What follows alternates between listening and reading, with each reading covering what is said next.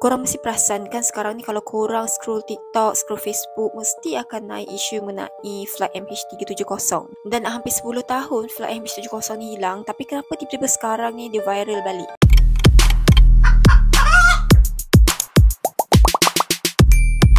Hai, Assalamualaikum guys, welcome back to the Canis channel. Kes kehilangan pesawat MH370 ni telah viral semula apabila salah seorang YouTuber yang terkenal di Malaysia ni iaitu Prince Smith telah kongsikan semula kisah yang ramai rakyat Malaysia ataupun seluruh dunia tak tahu mengenai pesawat MH370. Mengikut perkongsian yang telah dikongsikan oleh Prince Smith baru-baru ni, pesawat MH370 sebenarnya sekarang ni berada di salah sebuah pulau yang bernama Diego Garcia. Sebenarnya bukan baru-baru ni tahu orang relatekan Pulau Diego ni dengan MH370.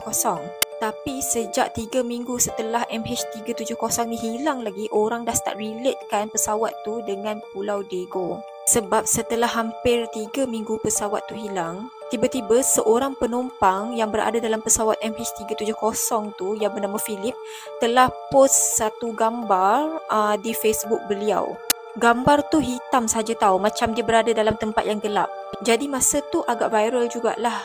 Orang ramailah yang mempersoalkan macam mana Philip ni boleh post gambar tu sedangkan dia salah seorang penumpang dalam pesawat MH370. Jadi adalah beberapa orang yang bijak pandai telah ambil gambar yang telah dipost oleh Philip tu dan masukkan ke dalam satu aplikasi di mana apps tu dia boleh detect bila gambar tu diambil, waktu gambar tu diambil serta lokasi gambar tu sekali.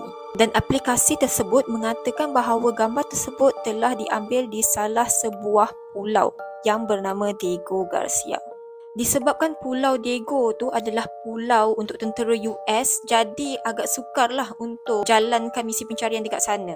Sebab pulau tersebut dikatakan dikawal dengan sangat ketat. Ada beberapa perkara yang Nisa setuju dengan apa yang Prince Smith katakan. Okay, Nisa nak korang fikir secara logik sama-sama dengan Nisa lah. Okay. Kononnya kita pernah hantar orang sampai ke bulan, kita tahu berapa buah planet dekat luar sana. Kita boleh tahu kapal Titanic karam dekat mana, boleh jumpa. Kita boleh tahu ikan apa yang ada dekat paling dalam sekali di tengah lautan tu. Tapi kenapa satu buah kapal terbang yang besar tak ditemui hingga ke hari ini? Jadi setelah hampir 10 tahun, viral semula kes mengenai pesawat MH370 ni dengan Pulau Diego. Nak pula bila rakyat Malaysia ni terjumpa pula Facebook page AFN Diego Garcia. Okay, dan dalam Facebook page tu ni saya dah tengok, okay, memang adalah diorang ada post gambar-gambar dekat pulau tu. Apa yang membuatkan rakyat Malaysia berasa hairan dan pelik mengenai Facebook page tu, apabila gambar-gambar yang dipost dekat page tu ada yang mukanya iras-iras macam penumpang MH370 dan ada juga yang mukanya iras-iras dengan cabin crew pesawat tu. Bertambah pelik lagi apabila gambar-gambar yang dikatakan mirip seperti mangsa MH370 telah dipost sendiri oleh Facebook page AFN Diego Garcia dan dikatakan mereka yang mukanya iras-iras macam mangsa pesawat MH370 tu bekerja dekat pulau tu. Menjadi persoalan lah di mana pulau tu adalah markas tentera. Jadi yang boleh masuk ke pulau tu hanya militeri sahaja. So macam mana boleh ada rupa yang iras-iras Melayu ada dekat dalam pulau tu? Ada rumours yang mengatakan mungkin pemikiran diorang ni telah dikosongkan supaya mereka ni semua tak ingat sejarah silam diorang. Dan ada juga yang mengatakan mungkin diorang ni telah dijadikan bahan uji kaji dekat pulau tu.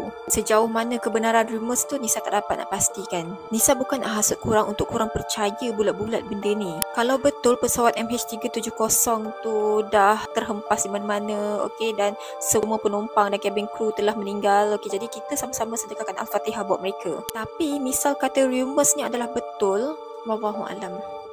Kita masing-masing ada akal fikiran, jadi kita fikirkan sendirilah. Dan dalam masa yang sama kita hormat juga kepada ahli keluarga mangsa.